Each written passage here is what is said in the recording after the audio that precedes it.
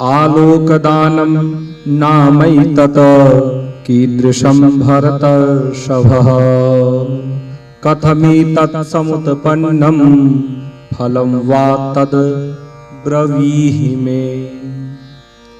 युधिष्ठिर जी ने पूछा कि पितामह,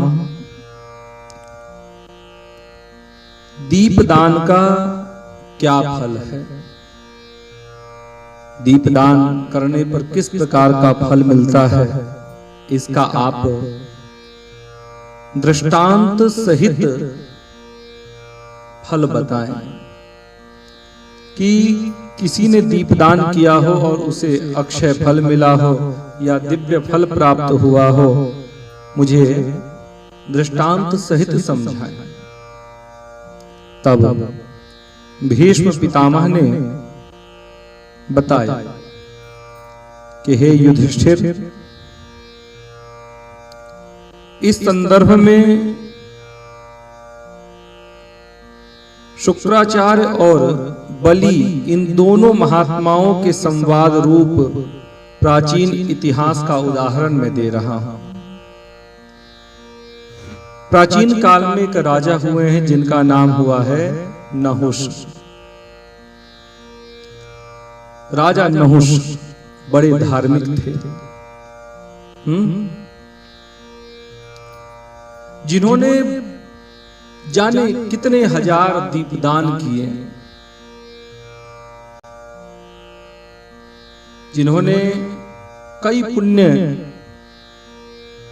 यज्ञ अनुष्ठान, ब्राह्मणों को भोजन कराना, याचकों को दान देना इत्यादि पुण्य कर्म करते हुए जिन्होंने हजारों दीपदान किया था। उस दीपदान से देखिए कैसा फल प्राप्त हुआ।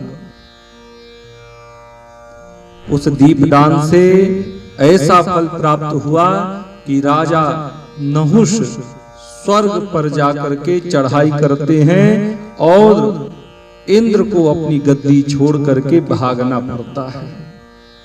दीपदान के कारण राजा नहुष इंद्र बन बैठे। राजा नहुष इंद्र बन बैठे और स्वर्ग में रहते हुए भी उन्होंने दीपदान नहीं छोड़ा, क्योंकि वे जानते थे कि दीपदान के प्रभाव से मैं यहां पर पहुंचा हूं। याद रखिएगा, दीपदान करने वाले उत्तम तेज को प्राप्त करते हैं, तेजस्वी हो जाते हैं, उनका दिव्य स्वरूप हो जाता है। दीपदान करने से नेत्र की ज्योति बढ़ती है। अगर सामान्य फल देखना हो तो आप नित्य दीपदान कीजिए। दीपदान भी दो प्रकार के होते हैं। घी से किया हुआ जलाए हुए दीप का दान करना उत्तम प्रकार का दीपदान कहलाता है, और औषधि के दीपक का दान करना मध्यम प्रकार का दीपदान कहलाता है। औषधि में आ गया आपका या तो तिल्ली के तेल से, सरसों के तेल इत्यादि से। तो दीपदान करने से दिव्य ज्योति भी प्राप्त होती है, आंखों की रोशनी भी बढ़ती है।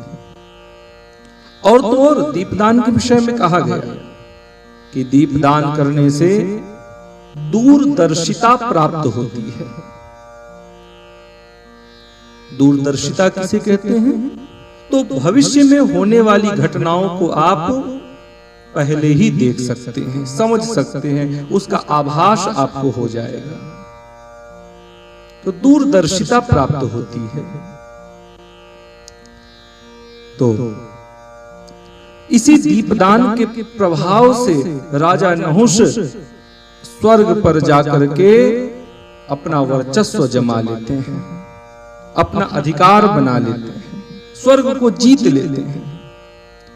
लेकिन उस स्वर्ग में रहते हुए भी उन्होंने पुण्य करना छोड़ा नहीं। जिस प्रकार से वो चल रहे थे चलते ही रहे। लेकिन कुछ वर्षों बाद कुछ ऐसा हुआ कि राजा नहुष का पतन हो गया। कैसे?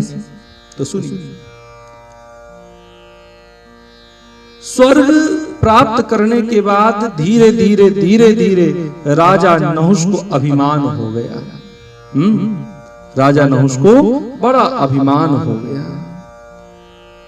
और याद रखिएगा, अभिमान करना कितना बड़ा पाप है। कुत्तों को पालना, अभिमान तथा मित्र की स्त्री से व्यभिचार, इन तीनों पापों को तराजू पर रखकर यदि धर्मतः तौला जाए तो अभिमान का ही पलड़ा भारी होगा। इसीलिए कहा गया है अभिमान सबसे बड़ा पाप है।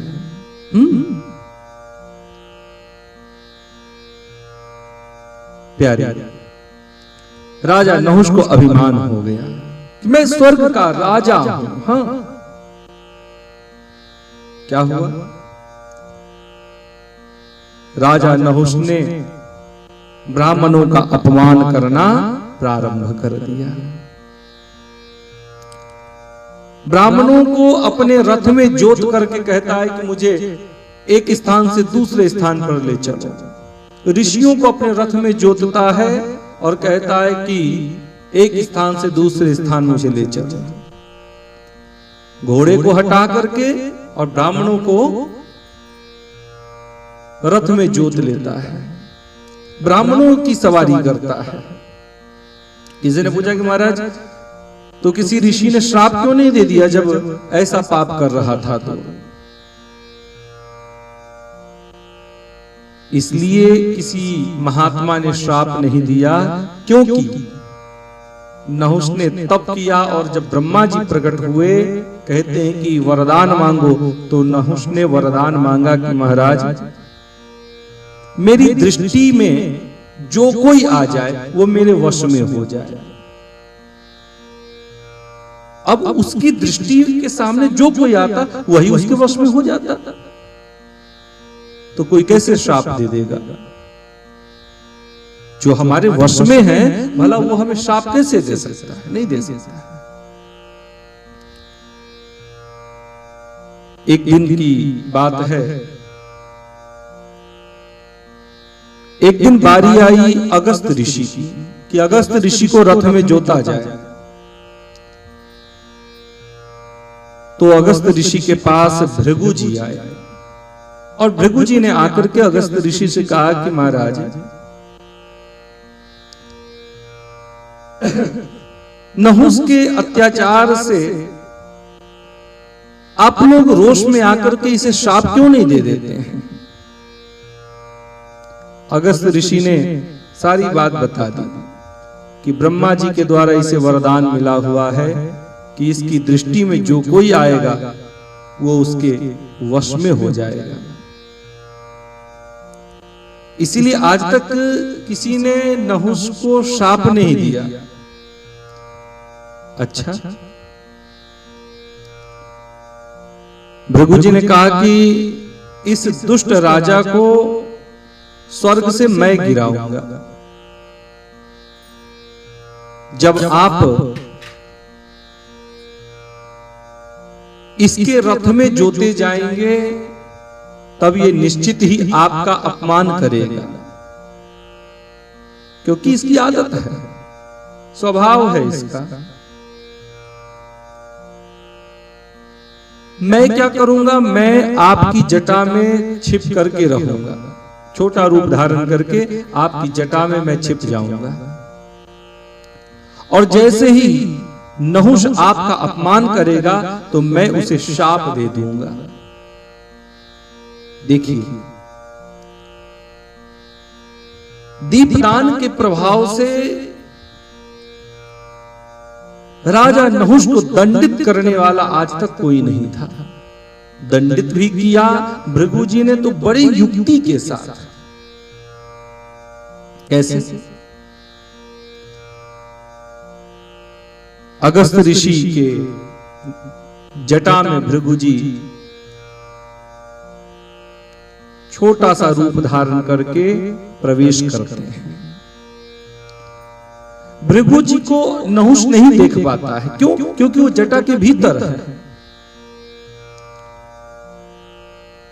अगस्त ऋषि को नहुष के रथ में जोता गया और अगस्त ऋषि नहुष के रथ को लेकर के जब चलने लगे तो एक गड्ढा आया।